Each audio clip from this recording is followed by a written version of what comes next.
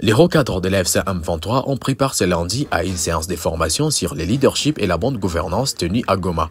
La rencontre a été présidée par le coordonnateur du mouvement, Corneille Nangaa, en présence de son adjoint Beltrame Bisimwa, des gouverneurs du Nord Kivu et Sud Kivu, ainsi que de plusieurs autres cadres politiques.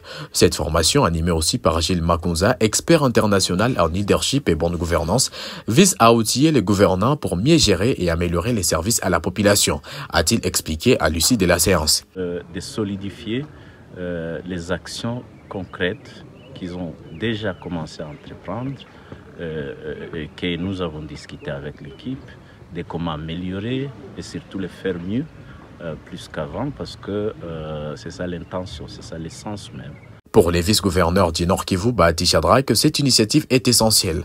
Notre population a besoin de changement et c'est par des formations comme celle-ci que nous pouvons y parvenir. On a besoin du changement, la population a besoin du changement et pour y arriver, il faut que nous soyons formés, il faut que nous ayons des notions suffisantes sur la pratique administrative. Présent à Goma pour l'occasion, le gouverneur du Sud Kivu, Patrick Boussou-Bangui, parle de l'AFC M23 comme une révolution constitutionnelle visant à apporter des transformations concrètes sur les terrains. Bien sûr, c'est pourquoi nous sommes une révolution constitutionnelle.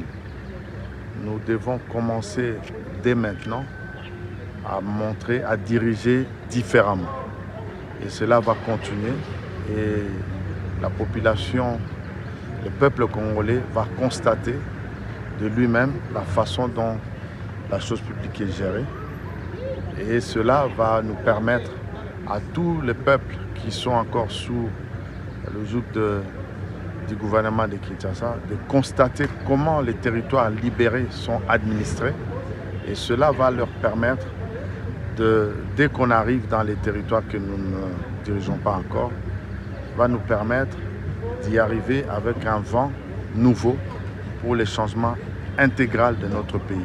Le secrétaire permanent du mouvement, Benjamin Bonipa, a de son côté assuré que les enseignements de cette session seront étendus jusqu'au chef des quartiers afin que l'impact se fasse sentir à tous les niveaux. On suivra maintenant l'étape des maires des villes, les responsables des entreprises publiques, et puis aller avec des départements qui gèrent les régies financières jusqu'au niveau des administrateurs des territoires, des maires de villes, des bourgmestres, jusqu'aux chefs des cités, les chefs des centres et les chefs des chefferies.